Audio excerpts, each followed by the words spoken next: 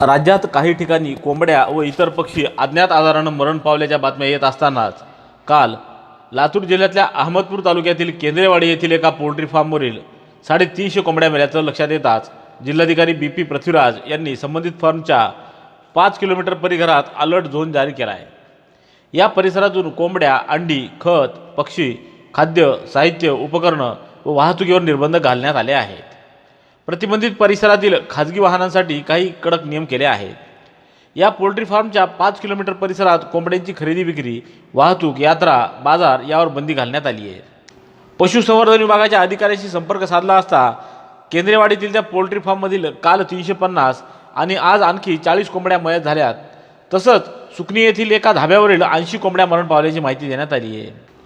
कोंबड्यांचा मृत्यू नेमका कोणत्या आजाराने झाला याबाबतचा अहवाल अद्याप प्राप्त झाला नसल्याचं सांगण्यात आलं आहे।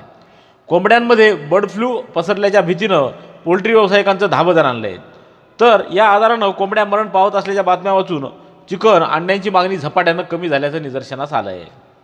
परभणी तालुक्यातही 800 कोंबड्या मेल्याचं बातमी येताच जिल्हाधिकारी दीपक मुगळीकर यांनी कठोर पावलं उचलत या ठिकाणी प्रतिबंधित क्षेत्र जाहीर केलं आहे। दरम्यान याबाबतचा अहवाल उद्या सोमवार दिनांक 11 जानेवारी रोजी येणार आहे। त्यानंतरच पुढील कायदेचित्र स्पष्ट होईल।